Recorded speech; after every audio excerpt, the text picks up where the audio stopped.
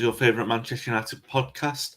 I'm your host, Wayne Barton, Manchester United fan and author. I'm joined by the legendary former Manchester United defender, Paul Parker. Paul, how are you doing? You had a good weekend? Your favourite Manchester United podcast. Not Again, I'm your host, Wayne Barton, Manchester United. I've done it again. deja vu last That's week. that's my Twitter open. It wasn't even YouTube. Okay, there we go. Start again. How are you doing, Paul? You all right? Yeah, I'm fine, thank you. In answer to your question, I was at Queen's Park Rangers on Saturday, and I was watching the game against Southampton yesterday. So it was a football weekend, which made it quite good. Yeah, apart from the results, not a great weekend for United. If you're watching live on YouTube, please feel free to get your questions in first and foremost. But like and subscribe the video really helps us out. Talking Devils brought to you in association with Classic Football Shirts. You get a 10% discount with them if you use TOTD10 at checkout. Also proud to support the Duncan Edwards Foundation and Museum in Dudley, run by Rose Cook Monk. Just Google Duncan Edwards Foundation, find all that information. It's just an incredible place to go and visit, and does a lot of work on behalf of the Busby Babes. Okay, right, where to begin with that one of the weekend, Paul? The sort of thing where you can be glass half full, or glass half empty. On one hand, early in the season, so it's not so bad to drop points. On the other hand, it is one game, and one game is one game, and it doesn't mean less in August than it does in April. To drop 2 points, United do need to develop a trend of accumulating points, which we were going to hope is going to be the big development of this season. The internal development, obviously, you bring in players, but we had to improve as a squad. They need to show that they're over the old issues to do that. And yet again, many of them seem to be on show on Saturday. Sorry, is it Saturday? Yesterday, so Sunday, Yes, the weekend. Sunday, yeah. So the 1-1 draw at Southampton. Now, I don't think, obviously, there's a case for that one being a positive result or performance. Really, it was a mixed bag of a performance, good in parts, and then awful in others. The best case for it not being an issue is that Solskjaer has to use that as a last chance for some players as starters if United are serious about winning the league. And I'm not saying that those players will never start again, but the spine of the team was set up in a way that you already thought that's going to cause those bigger issues, and it's going to cause Southampton. You said last week one line which stood out, which is relevant to the game, really. You have to win the battles to win the war, and we didn't win enough of them, and that's why we ended up with a 1-1. What was your take on yesterday's performance, Paul?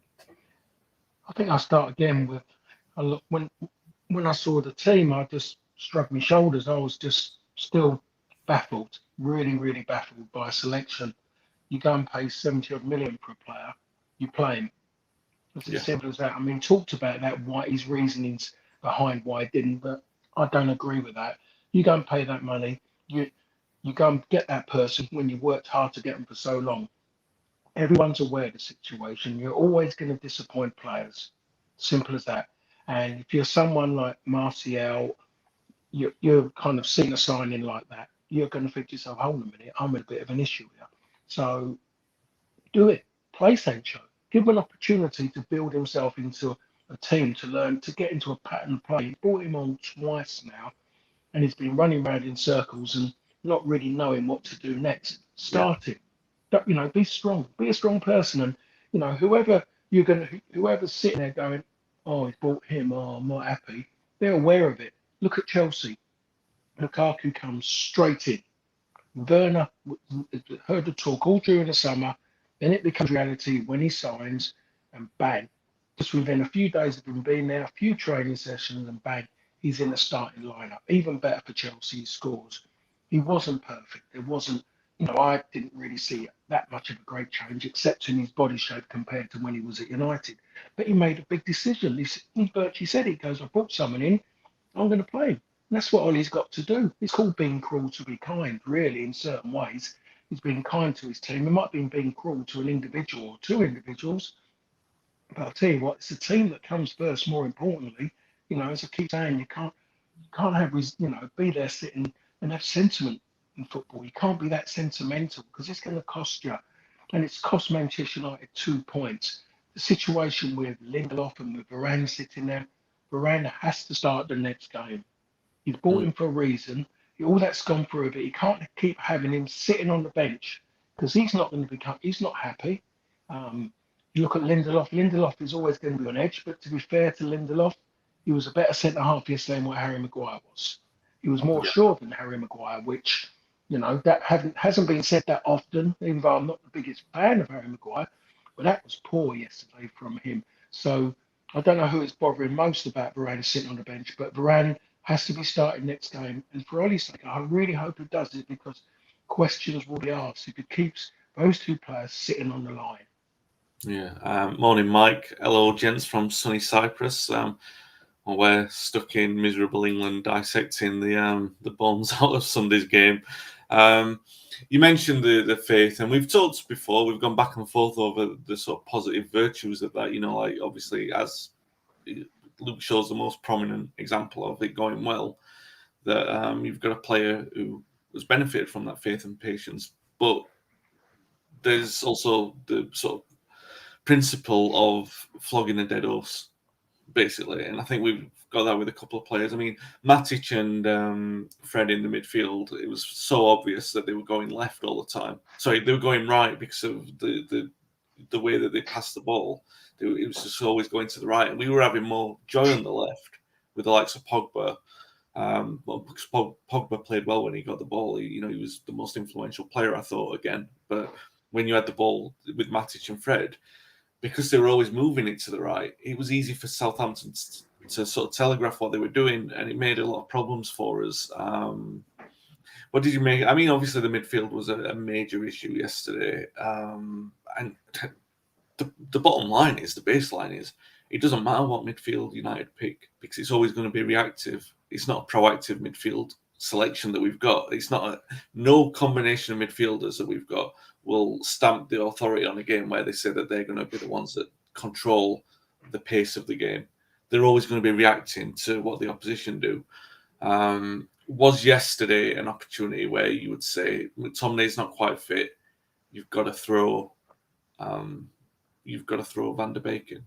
Oh, 100%, that he should have been given the opportunity. Even worse is that when he tried, I mean, he makes a substitution of bringing on McTominay for Fred, and you think to yourself, it's 1-1. You've got yourself back in the game. You're trying to win the game. You bring on McTominay for Fred, so you go, well, you shrug your shoulders, and then he makes the later change of taking off Matic for Lingard.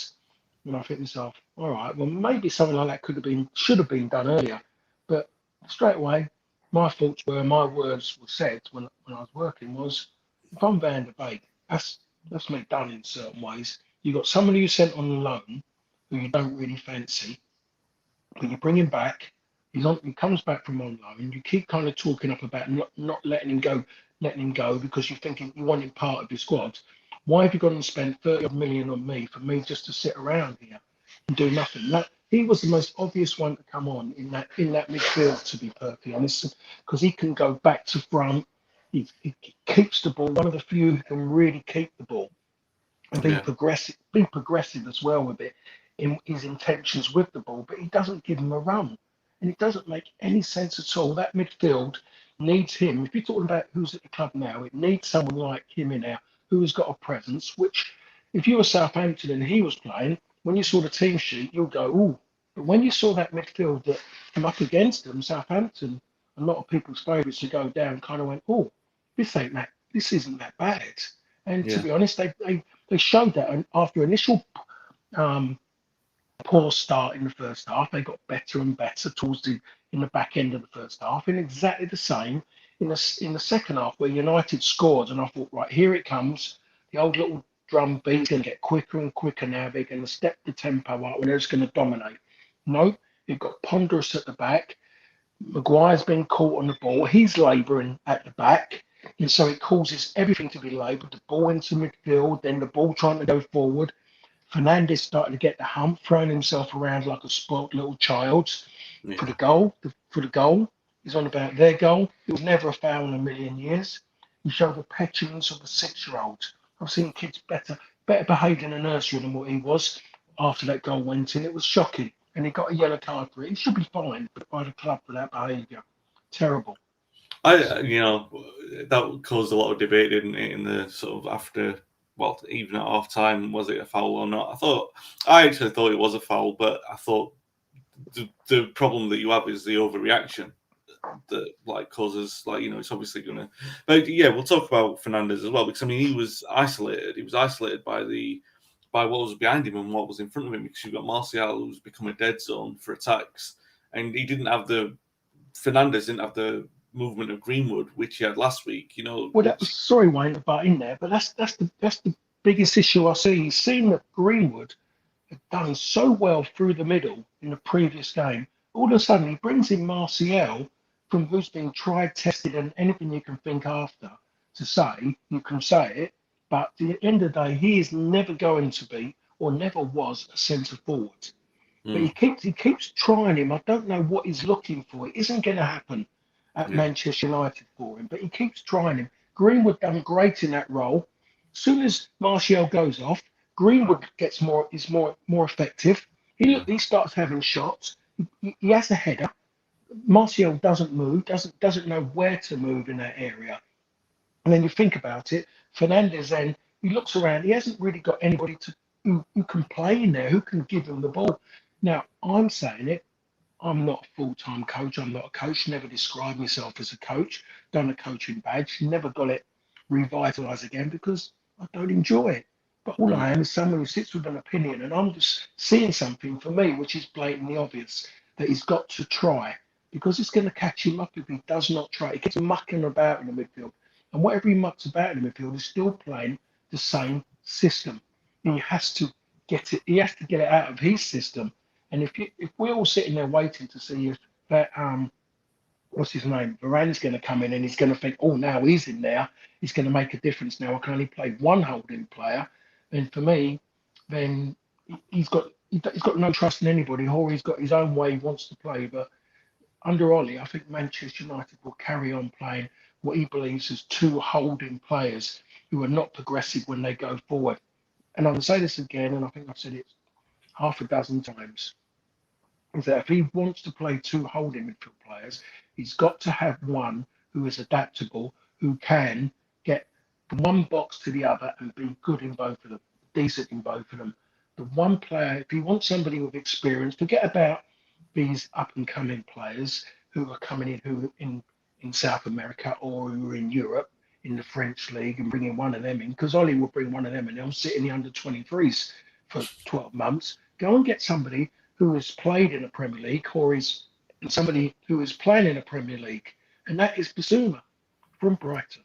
he was He's brilliant at the sitting there. weekend. Yeah, he's sitting there, and you think, so why hasn't someone gone to go and get him? Why hasn't someone tried? I don't know why, but you go and get somebody who's going to go and do that. He will run past people to get into the box. He will run past people to play on the edge of the box and make an opportunity, and he will defend. As you saw when he played at the weekend, he nicked the ball off the toe of the player to go for them to go and score their second goal off it, Yeah, Magpies goal. yeah, And that's what he can do.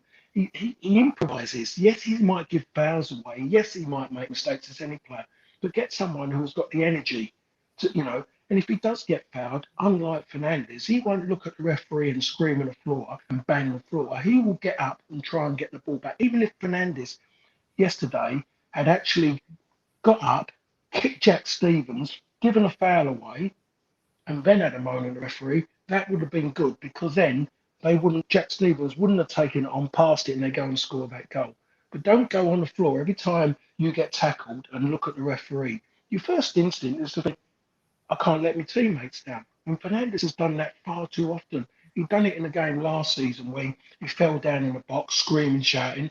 They went the other end and bang. I can't think it was. Pogba gave a free kick away near the edge of the box. A corner comes in, goes over the back of Pogba, and the team scored. It was the back end of last season away from home. I can't think who it is, but they need more energy in there. But energy, a positive energy in that midfield, in my yeah. in my opinion.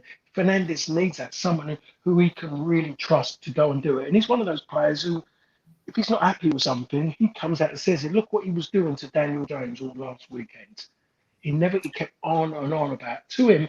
about his decisions. Wasn't nice for Daniel James because he mostly got a little bit embarrassed around because he sees other people watching. Well, sorry, that's part and parcel of somebody who wants success, someone who plays in a certain way, plays with his heart, sometimes not with his head, but his manner, and other people take it personally. It's about knowing your players and what you can and say, shout, or try and coach them within the game. But his way is just to show it straight away. Eric was very much in that way. You knock Eric a bad ball, Eric would look at you and put his arms out and just, what's that? But you just got to grit it. You can't soak about it. You've got to be better than that. Yeah. And it does. It's just blatantly obvious. The centre midfield, and I said it before it kicked off, is that until they get that bit sorted out in the middle, they're still too far away. Too far away. There's lesser teams than Manchester United, who in theory have got a better central midfield than what Manchester United have got. And a lot of it is about because they've got continuity, Wayne, in their midfield. They move like that. United are kind of bump, bump, bump, bump. It's never thrusting forward with players who can make goals. No, I completely agree. When I said earlier, I don't think that's an overstatement to say that every team in the division, and let's discount the promoted teams for a minute, but I don't think that United can be proactive. They can't dictate the pace against any team in the top flight. I'm not saying that they can't win games or boss the midfield. I'm just saying that they don't strike you as a midfield that's going to go out there and say, this is our game. We're going to boss how this game's going to go. Just run through some of the comments quickly. Matt Galea says, would be hard to justify starting 11 next week that doesn't include Sancho and Varane. Definitely agree with that. Do you think Ole played that central midfield combo to make it clear that he needs another midfielder? What we just discussed. I don't think that he's the kind of manager who does that, but like Paul said, I think we both agree that we need one. Mark Foster, Aaron Wan-Bissaka has been found out. He isn't having any effect. Yeah, he was poor again. It wasn't great the weekend. Martial offering nothing up front. We've already discussed that. Mason needs to be playing there if Cavani isn't. Yeah, Pogba on the other hand, free role is thriving and should be indulged. We'll get to Pogba in a moment and just close off with Mike Pierre here. It's only the second game, and I'm hopeful that once Varane and Sancho start, Ole will do away with two defensive midfielders. I wanted to come on to this point, Paul. We've talked about this sort of formation shift that he's kind of discussed that he might do or kind of hint at in pre-season. One moment, and I tend to agree with you in the main that Lindelof was more composed over the 90 than Maguire, but there was a moment where we were bossing the game. Then Lindelof gave Maguire a hospital pass, and then Maguire gave Shaw the hospital pass, and then it eventually ended up for the corner where Southampton started having the chances, and that was basically the end of United's tempo for the entire second half. My thoughts on where I've said that sometimes one player makes another player look bad. That Lindelof doesn't always help Maguire. Even when Lindelof isn't making the mistake, sometimes he puts Maguire in a no-win situation. I'm not saying that, like, in the main, I agree with you that Lindelof played better than Maguire at the weekend. But I'm just thinking, if you've got a player like Varane in there, he's not going to make a silly mistake like that. Well, you hope that he doesn't. That there's going to be, let's say that playing Varane makes the selection of Van der Beek easier, because he doesn't have two players in front of him to protect him. Where does Ole go with this? Because, I mean, the overall point from this is Ole making the best of what he's got? Is from the squad of players that he's got, is he picking the 11, even accounting for the injuries yesterday? Like, let's say that McTominay was only fit to play the last 20 minutes. Is Ole then looking at that and thinking, he's just, perhaps it's trust, maybe he's trusting players too much, maybe he just doesn't fully appreciate the complementary abilities, even though he knows them far better than you or I. Anyone watching this, he knows those players inside out. Are we at a point where, those players are going to come in and necessitate that formation change, or do you still see that Ole's going to look at that and say, I'm still going to play two older midfielders? It's going to be difficult for me I can't really see him changing because I just think he's stuck in that mode. I think he's had the players there to try it, but he hasn't really done it gone and used it at the right times, really. The opportunity to try and play it, that fashion of only the one player in there who has got that about him to be that defensive minded, and he's got two of them in there who run around. Are they both? Is McTominay and Fred both defensive minded? Not really. McTominay come on, and I think he gave more fouls away than what Matic did because he's overzealous, impetuous, and trying to make a point all the time rather than being cool and calm and collected. That's what the best ones are. They give away maybe the odd foul, the one where they're just trying to stab in, but they're not giving away fouls where they're wrestling people to the floor. So in the end, the referee gets fed up because he's seeing something blatantly obviously goes, I've had enough of that. They just do little stabbings, and sometimes you see them, people going over, and as you're seeing now, is that referees are saying play on because they're not big tackles, but they're little ones, and the referee's going, because they're little touches, the referee's going, no, he's throwing himself to the floor, play on. And that's what you need. You need players in there who are going to be a little bit subtle, cuter in there. And United haven't really got that. Matic in his heyday was brilliant at that, absolutely brilliant. But now it's getting to the point where Matic can maybe go and play that role if he had a footballer next to him who's going to be the other side who could just give him the ball.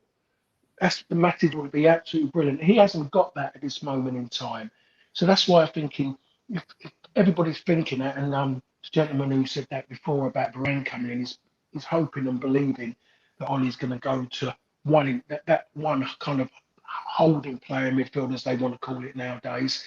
Then I really hope in certain ways I can then think about myself if he's going to do that. Then he can take away Fred or McTominay. And I think you have to work with those two on certain games. High tempo games, I think it has to be Fred because of his energy levels. And it dictates it for Fred in the sense of decision making is easier because the game's that quick. Win it and give it. That's how Fred plays. That's where you get the best of him. Yesterday, slow from the back, Fred's got problems. And I keep saying that all the time, but I think it's a fact. So if you go in there, all of a sudden you look at Pogba, you think to yourself, can I play Paul Pogba in there? Especially the way he's playing. Can he go in there and be that one who can maybe go and do that? And then you'd look at is a Sancho on the left, and then you would look on the right, and then the problem you got is that with Rashford out injured, you haven't really got Sancho on the left, or it would have been Rashford on the right, or vice versa. Yeah. Something like that. The biggest problem he's got as well is that he's only got in theory one centre forward in the club, and he might be, I don't know if he's injured, I don't know if he's back in Uruguay, but they need him. And the problem is that Ollie's in his mindset because of his age. He can't. He's got to rest him all the time. But during when you found like the players of that age who are older in that way, they wanted to play every single game. Yeah, he was back in Manchester, and right, yeah. I mean, he was there midweek last week. You know what I mean? So theoretically, could have travelled. I think I look at it. Just going back to what I was going to say, Steve Bruce wanted to play in every game. He didn't want to be in that way. The moment you started doing that to him, we go, no, I'm not going to bother, because he wanted to start games. And I think all players wanted. Mark Hughes, up until when he started, he didn't want to sit on the bench. He wanted to feel he was good enough to start. And when you started the game, it's like you wanted to finish it. You didn't want just to come off and be deemed, oh, you're tired. And some people, like the way Sparky was, he'd have seen that as a way, as an excuse, his age, you saying that he's having a bad game, or unless he scored a few goals. But you want to play, and I think Cavani wants to play. The players want Cavani on the pitch, and you put Cavani on the pitch, you get a different Manchester United, because there's a belief in that person up front that he's going to make runs, he's going to move, and he's going to be proactive. He's going to make the pass because he's going to force you to pass it, because when he makes that run, he's saying, give me the ball. And if you don't give me the ball, then try and use that space that I've left. And they haven't got that. The only one that got close to that is Greenwood. But the problem is Greenwood seems to be now looking more in the game there, and you get the best out of him in there because he's easy to mark when he's out wide. But as you saw, when he went off Martial, Greenwood got more into the game. He was looking to get it. He's getting more and more in the way he plays. He's getting that little bit of that kind of arrogance you need, that kind of, that belief. And he felt comfortable because he could go either side. And if you're a defender, you don't know which way he's going to go. So I think United, in theory, needs, if they're going to go forward, they need someone in the middle of the park. And I think he needs, in theory, a centre forward. he needs an actual centre forward in there. I said this. I asked someone, the person I was working with yesterday, Alex Crock, who's works mainly on the south coast, so he knows Brighton, he knows Portsmouth, he knows Southampton, those clubs really, really well.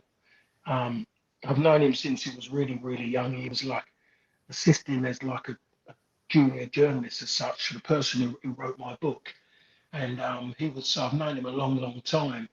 And he was chatting, and I said to him 2 weeks ago, I said, Danny Ings, I said, 30 million.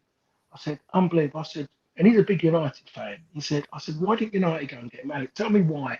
He goes, oh, they'd have been worried about injuries.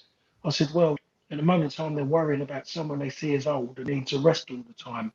He could have done a good job for 30 million. 30 million for United for somebody who's going to get you double figures in goals wouldn't be bad for 30 million. Seen what he's done already. He's got 2 goals already. Scored a great goal. Never stops working. He makes very positive runs. And he said, he goes, one of the things as well at Southampton, they saw that when it comes to yards over the season, he was at bottom of the pile. I said, but all these people who sit around me at games, they never watch games anymore. They're sitting behind laptops, just doing that, looking at grids and just looking at it, just like that. They're all like Bobby Crushes, just doing that.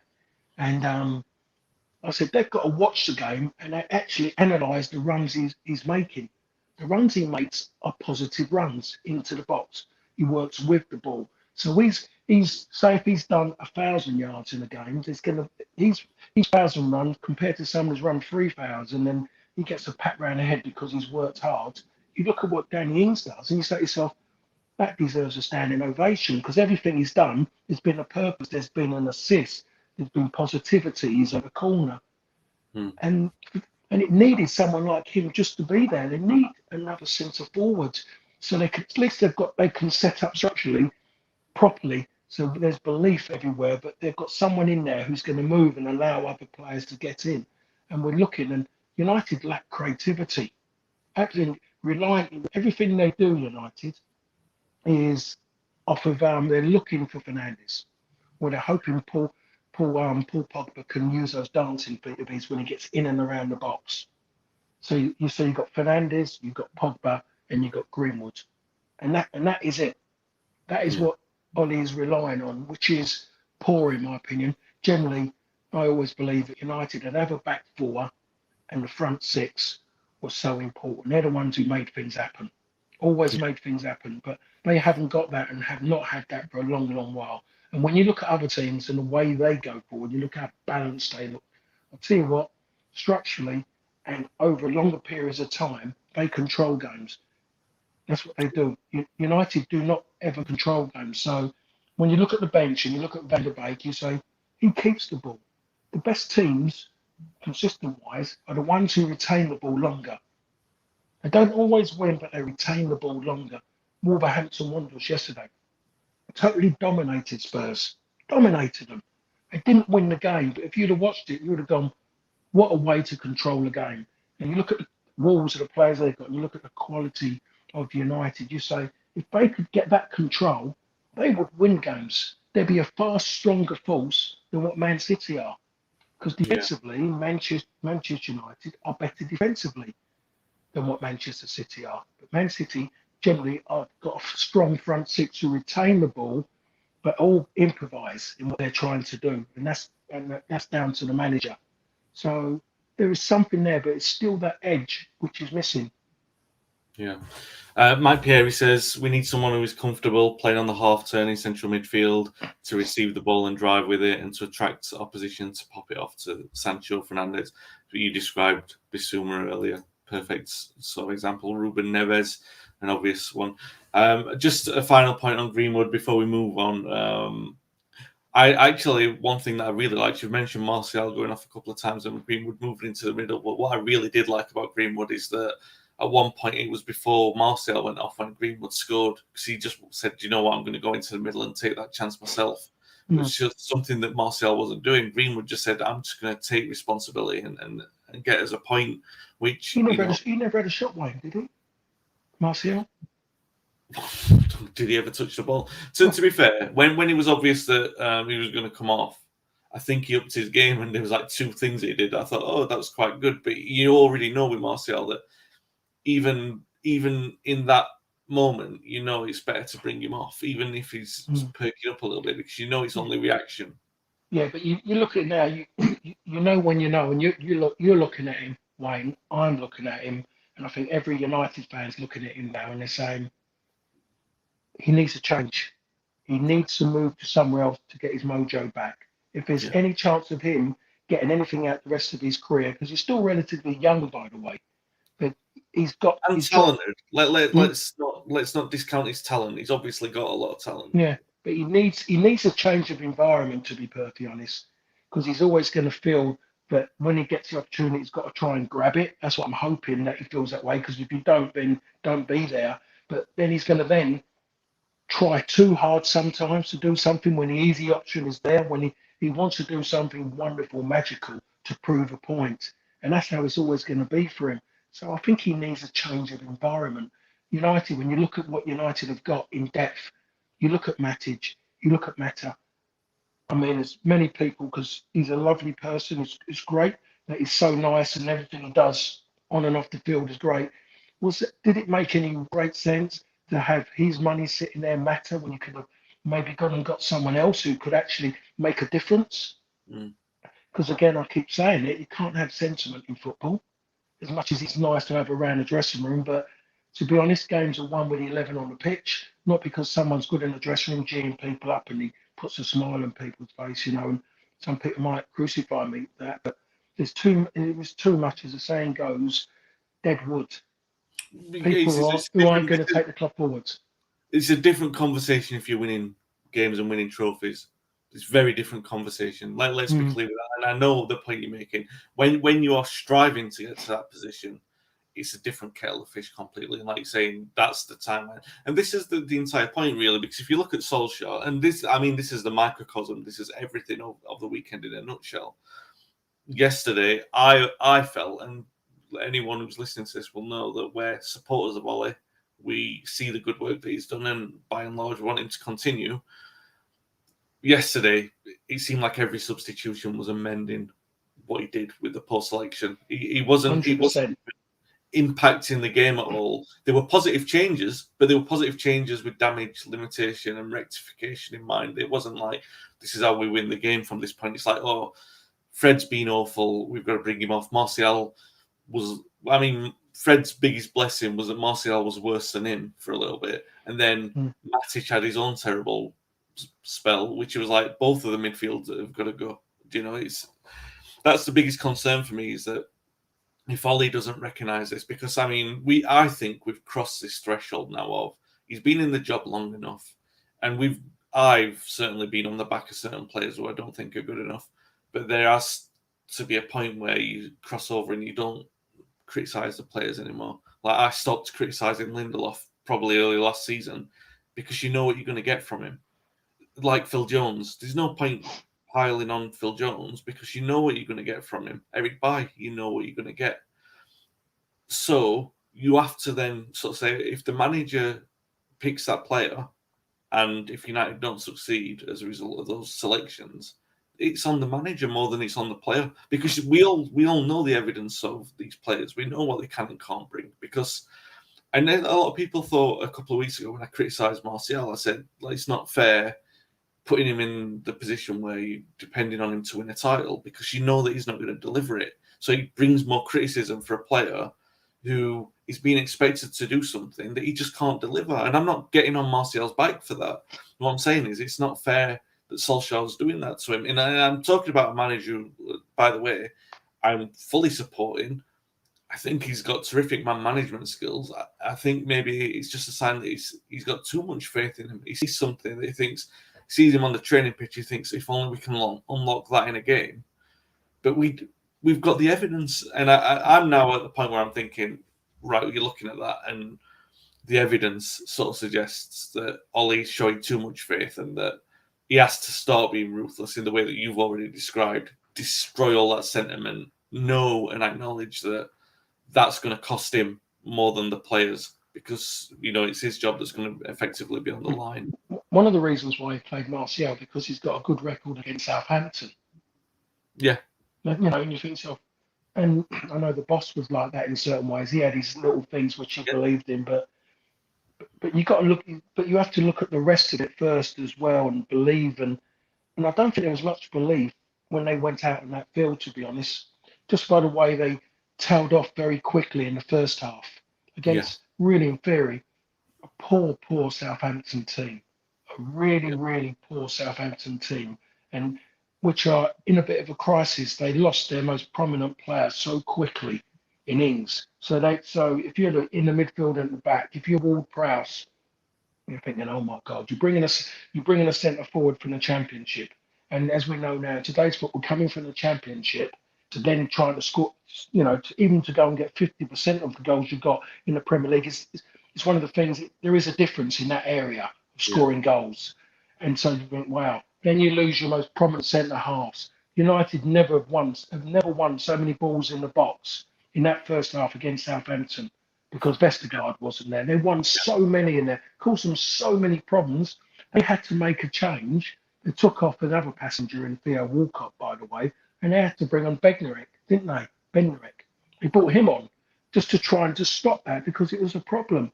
But Yeah. it's just the whole process now with United is that we're going to have this conversation week in, week out, and I'm saying something which everyone else is seeing, but it's not. Nothing's being dealt with it. And again, you mentioned them earlier. Why do you give Bailly a new contract when you're trying to sign another centre half? Yeah. So they're laboured with so many defenders, and you talk about players coming through. Tuanzeva's gone out on loan again. The lad will mostly come back again the end of the season and then have to be loaned out again because you're talking two relatively young centre halves with Lindelof as a backup. You're still going to have Phil Jones accessible. You're still going to have Bailly at the moment in time. He's gone somewhere on loan and he's got to be now thinking, I need a home. I need somewhere where I can just, just say, put my hat up and say that's where I am now because he can't keep doing what he's doing. There's too there is too many bodies lying around, and you're looking at it, but none of them are positive, really fearing to take the team forward. The one player who may be able to do it hasn't been given the opportunity, hasn't been given a run, hasn't been given the belief that the manager believes in him and Yeah. that kind of run of games to play in a big game, the opportunity, knowing that when he goes in that park, and he knows that the manager ain't going to judge him off of that one game. He's got time in his hand, and that's the bit that he's going to have to improve on, Ollie, about how he deals with players like that. How does he man manage players on that side? He certainly has man managed a football club when he took over, and he's done Yeah. absolutely excellent with what he done with that football club because the club was in a mess when he took over. People, a lot of people outside of it never realised that. There was kind of talking about Mourinho in the team. Mourinho was on the verge of destroying the football club because everybody was low, and he's lifted it. He's got it back almost to the way it was under Sir Alex, just by his personality, and he's done great. Now the biggest test is to deliver on the park, is to Yeah. try and get the football back consistently, get that energy levels of a Manchester United midfield. Because the greatest strengths of Manchester United, and they've had some great players in that top half, midfield players. We can talk about them all day long, and a strong back four. And at the moment, the back four, you think you're believing now that's going to get better. But it's that midfield which is the biggest problem. That is the biggest problem. Because when you look at Manchester United, you look at the players they got at the back, you look what's accessible up front, and then you compare those to other teams, you think, yeah, okay. But then when you compare the midfield, only what he wants to play midfield, compare that to a lot of teams. When I say that, I mean a lot of teams in the Premier League, you kind of go, I think they're stronger in there than us. They're better than us Yeah. in midfield. So that's the problem. That shouldn't be having this conversation.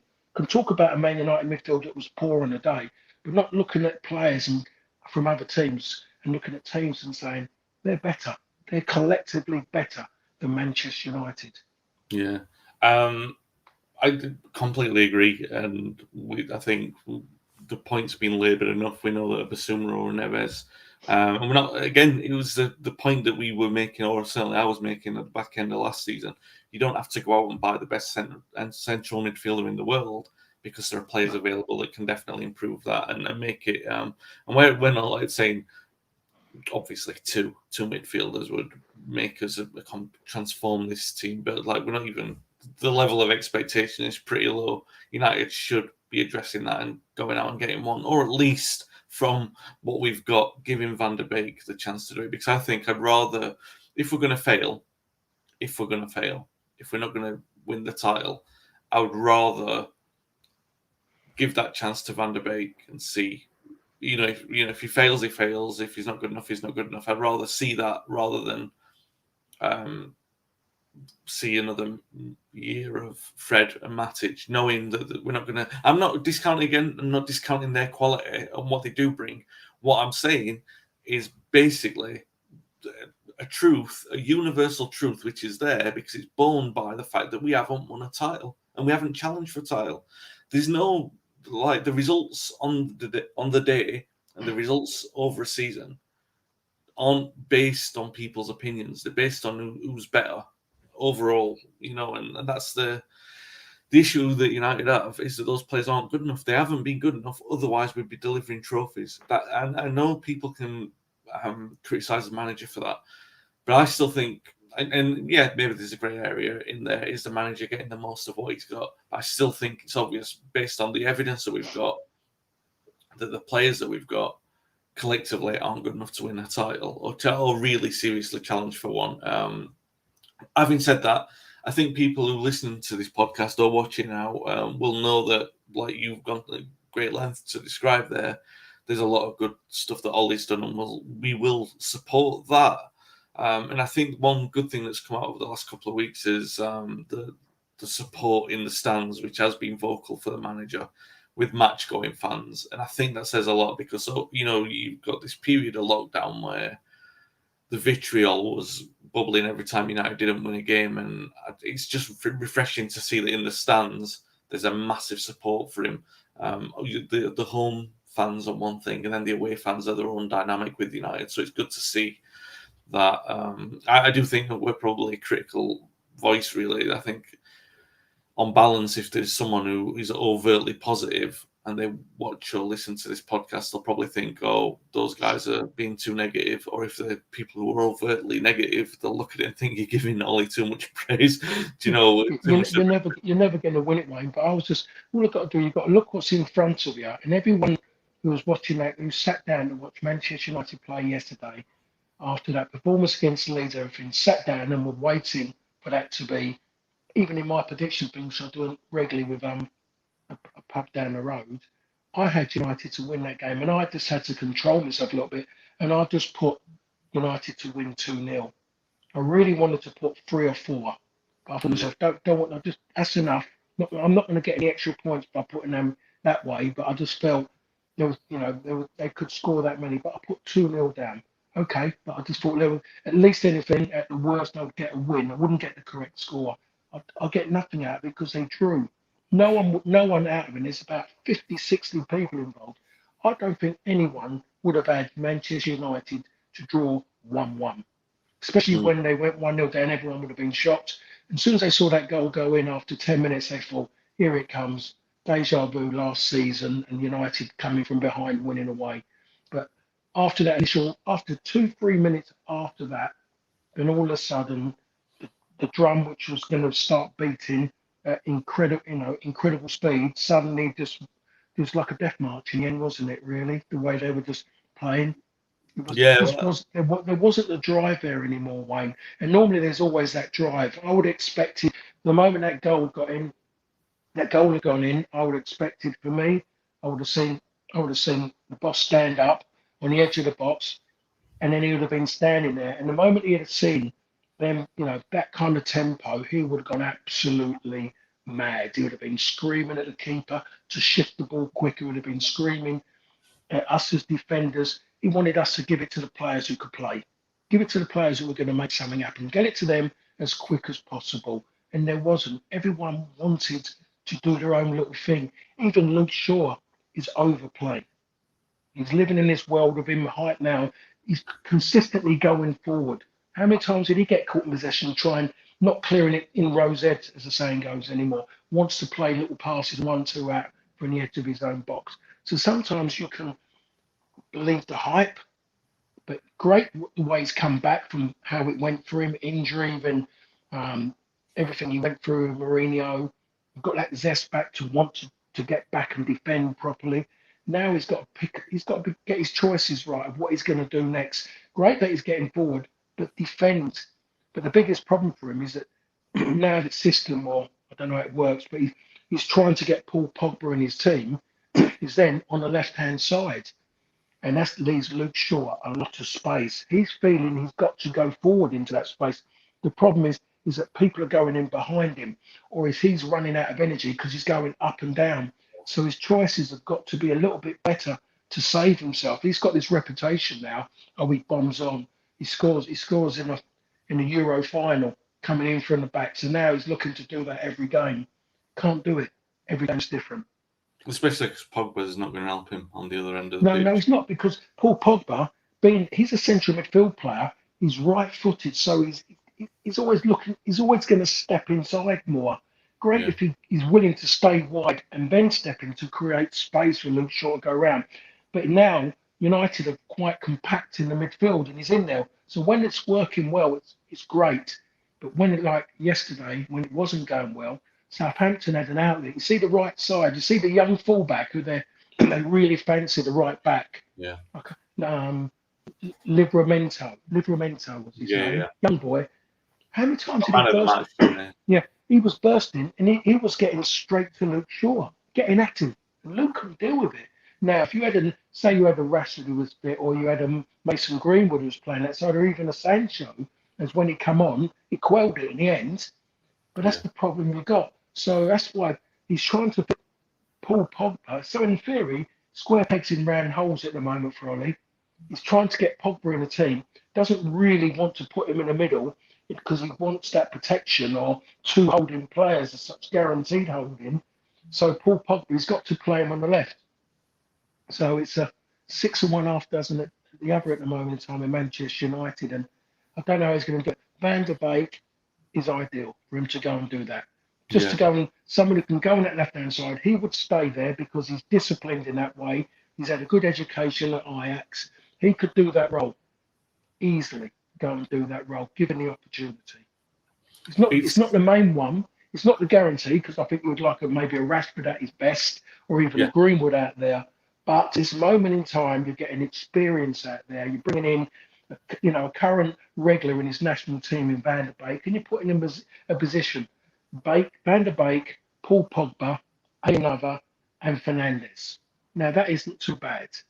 Yeah, it's you mentioned about the game petering out yesterday, and I think you're dead on with that. And I think the major reason for that is because, as we said earlier, Ollie's subs were rectifying the mess what started the game, and so there was no way to sort of say we're going to kick on and win the game. It was like, just protect what we've got. Not obviously saying that he played for a draw, but at the point where we were having a lot of emergencies, he was trying to fix those problems instead of. Yeah, but could you imagine it, Wayne, if he'd have taken off, like he took off Fred and he had brought on Van der Beek, those fans would have been so pleased, because that means that's progression. That means he's really trying hard to win this game. And all of a sudden he brings on Scott McTominay, and they're kind of going, hold on a minute here, what's going on? And then all of a sudden he takes off Matic, and then he brings on Jesse Lingard. Fans are kind of going, a minute, he was out on loan last season, and and now I think a lot of people think, which I don't think he wants it, Ben. I'm sure he doesn't, but people are feeling sorry for him now, and that's the last thing. And because he's not been given the opportunity, it's not as if anything's been poor or anything. He's made a massive mistake, and you think to yourself, why? Why is this happening in this given situation when you know that it's needed? It's needed. There's something is needed, and he could be the person that could do it, but he doesn't seem to want to do it.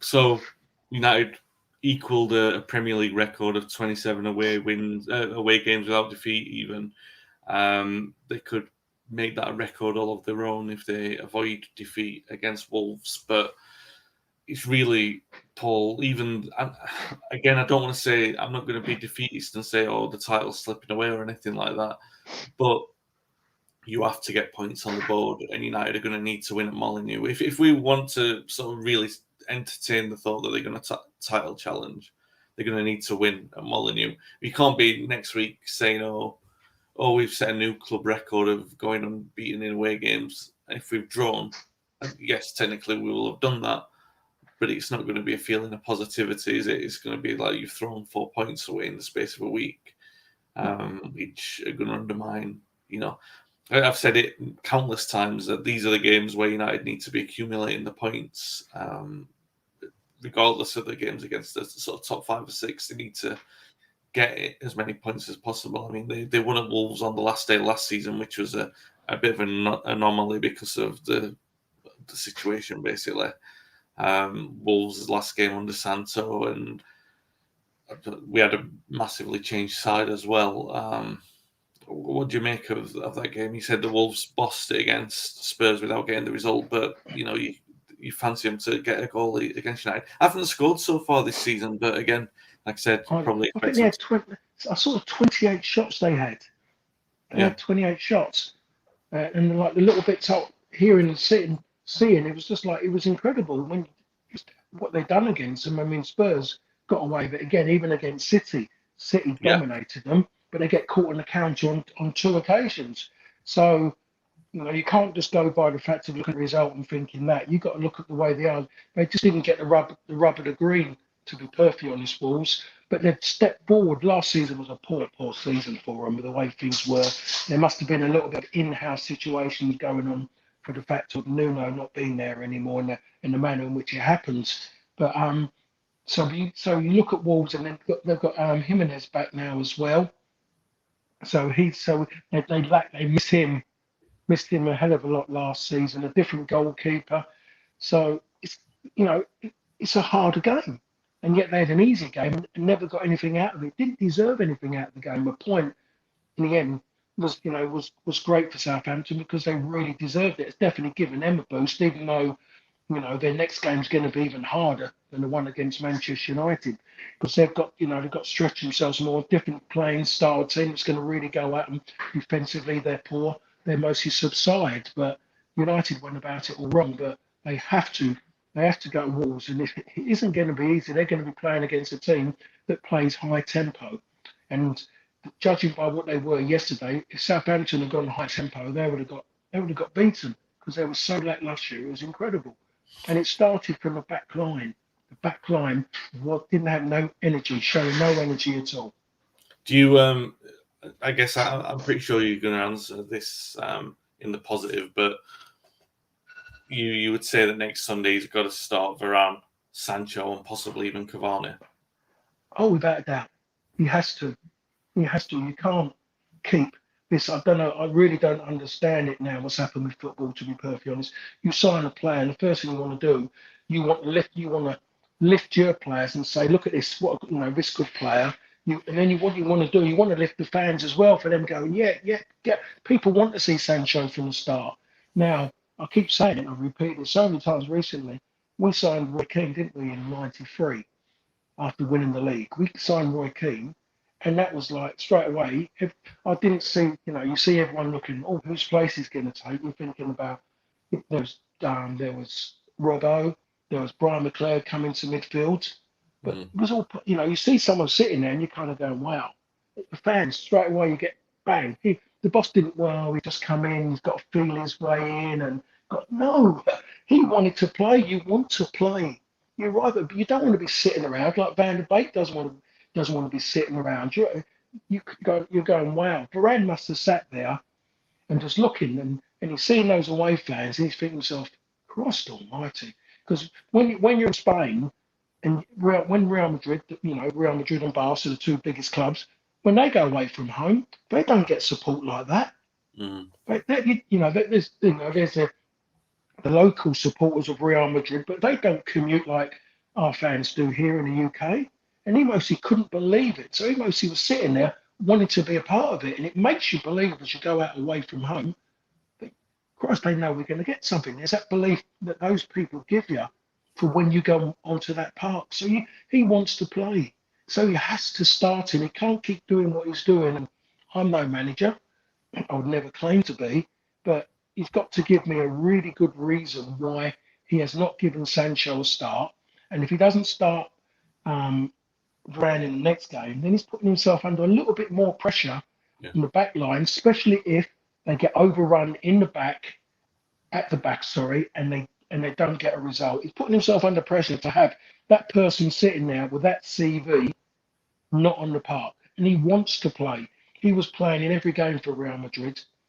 You know, I don't think in Spanish football, I don't think they've got this thing in their heads about resting people, because I think they understand they're doing something they love. That we're not. As soon as they finish games of football, you know, the players finish. They don't go off in big roads and have to do overtime or anything. They go straight home. So this idea that these people are tired, it baffles me. It's still baffling me how people get caught up in it. Fans Certainly being not good. at the start of the season, Yeah, yeah. You can't wait to the Euros. Sancho, he never hardly played. Yeah. And to be honest, he wants to get out there and make a mark. He mostly relishing getting out there. You know, the silly Southampton fans who want to boo him. Come on. No one booed, you know, you're looking at players who've done things. No one booed Stuart Pearce or Gareth Southgate when they missed penalties. You know, so this is a stupid social media rubbish thing that's going on. Let's do this and this calls this, let's cause that. It's a load of rubbish. Should be embarrassed. Anybody who wants to boo somebody Although for that. Beckham got crucified in after But 98. yeah, no, but again, that was a media thing, the way the media Yeah. built him into, and that's what that was off the back of, you know. So Yeah. it's just ridiculous the way people are, you know, and you know yourself, you know, if they go, so one of them is, you know, gone and scored the winning one, straight away everyone want to do this, and that's why you've got to treat people as what they are in certain ways, hypocrites. So when, Yeah. you know, no matter times I had issues, you know, with me with things, and people come up to me, you do things and you just treat them that way because you know at some point they could have been one of those up those people and stand abusing you. You Yeah. don't know, but there's always that doubt in your head. So that's how he's got to be, Jaden. He's going to be that way because he's going to think, no, you could be one of them, but I'm not going to be rude. You know, you just don't fall into it. You get on with it, do your job, smile, and that's what it's about. You're doing what everybody wants to do. Enjoy it, but you want to be playing in as many games as possible, especially when you play for United and what goes with it, the accolades, everything that goes with it. You want to be there, not sitting on the side because trying to get you to adjust. Adjust to what? It's a game of football. Play it, and that's the way of adjusting. Not sitting there watching it for so long. Yeah. No, you're exactly right with that. Yeah, and I think you said it perfectly there about if he doesn't make those changes, then he's going to be inviting pressure. I mean, the pressure is always going to be there for any United manager, but inviting extra pressure is something he'll be doing if we don't win and he doesn't make those changes. Just before we go, one final thing. Today's the anniversary of the game that we played at Villa Park in 1993. And the reason I bring it up is because obviously yesterday we played in this blue and black tribute strip to the strip that we debuted on that day in 1993, which is the all black one. And we won 2-1 at Villa Park, 2 goals from Lee Sharp. Villa were the biggest challengers to the league the previous season. Tell me what that game was like to play in, Paul, because it was at the time, I'm pretty sure that I'd be safe in saying that it was the best game in the Premier League era, and it probably a couple of years until Liverpool, Newcastle sort of took that mantle. So Villa and United playing at this sort of breakneck pace, which was refreshing, really, considering that, you know, it was 2 of the top teams in the country, the top 2 teams at that time, playing in a manner that, you know, it wasn't apprehensive. It was we're both going to try and win this game. What was it like to play in a game like that? It's mostly, it was a high energy game, especially as it was at night as well. And Villa Park for me is a fantastic ground, absolutely incredible ground to play. Big Ron was involved as well. That added to it as well. The last thing the boss wants to do is lose a game against Big Ron as such. He didn't enjoy it, but it was a fantastic game to play. And Sharpie scored 2 great goals in that game. I don't have the facts of when you do it and you look to that kit as well. That I think that just glamorized it even more so, and just the way it went. And it was wonderful football. from both sides in that game as well. Everyone was just going for it. There wasn't anyone holding back in that sense, because during that time we couldn't hold back. We couldn't, one, because of it wasn't the Manchester United way. It wasn't Sir Alex's way. It was about you expressing yourself. Him, your reason why you're here is because there's something about it that makes you good enough to play in my team. That was his philosophy. And you go forward. You don't just sit back and hope. There wasn't two banks of four. He had a back four. He believed could all defend one-on-one as well. And the others would go out there and go and make things happen. But just going back to that kick yesterday, that was awful. Sorry, Bad tribute. there's no similarities at all. Maybe except for the socks. The socks very much, but the yellow shorts looked awful. Some people No. absolutely. I look at Harry Maguire in it, and oof, it wasn't good. It was too much distance between the shirts and the shorts to be. There wasn't anything going in between them. To be perfectly honest, it looked awful. It looked like a badly made kind of cocktail. To be perfectly honest, it was awful. Maybe the shirt was there, but I don't think too many people will be buying the full kits for their kids. No, the shirt itself is all right, but yeah, the combination of it, definitely not a tribute to the class that you guys wore, that class shirt. Maybe if they had put sharp view cam on the front of it, that would have brought it even closer, and that's as far as it would go, to be perfectly honest. But it's a million miles away. The black strip, that black and blue and yellow, will always be iconic because it just looked so good. It flowed so well. And the football helps. The way that's exactly right. And obviously immortalised by infamy when Eric decided to exact some revenge on Matthew Simmons at Crystal Palace. I thought he got about 50 red cards in that shirt, which makes it even more endearing. He did as well, but he got that at Arsenal as well, didn't he? Yeah. Was it? At Arsenal, yeah. I remember John Monker, when I wrote the book for it, because obviously he'd been sent off against John Monker a few days earlier. And he still voted for Eric as Player of the Year that season, even though he stamps on him, which sort of says it all. That typifies John. He is that way, to be honest. He is that way. He's deep down, he's a nice fella, but he does get in people's heads when he was playing. Yeah. Oh yeah, he was open about that as well. I actually ended up with Eric's last ever shirt for United because they played against each other at West Ham played against United in Eric's last game. And John sort of tapped him on the shoulder before they were walking out. Oh, he said, "Can I swap shirts with you at the end of the game?" But he didn't recognise him, because obviously Eric, why would he recognise him? But John's like, "Oh, remember me? You stamped on me. You owe me one." So he kind of just laughed and just said, "Yeah, all right, I'll give you the shirt." But yeah, the good thing about Eric didn't bear grudges that way. To be perfectly honest, it will take a lot to get him for him to bear a grudge. But at the end of the day, it was something on the football pitch. You're off the football pitch, it's forgotten. Yeah. So we'll be back anyway next week to talk about United's game at Wolves. Hopefully we'll be talking about a win. But it's going to be an interesting week nonetheless. And remember, TOTD10 for a 10% discount with classic football shirts. Please leave us a nice review or rating on Apple Podcasts if you're listening to this on the podcast, and if you enjoyed the show, obviously. And if you're watching on YouTube, like I said earlier, please like and subscribe. We'll be back next week to talk about that game against Wolves. Stay safe, stay well, and thanks for listening and watching.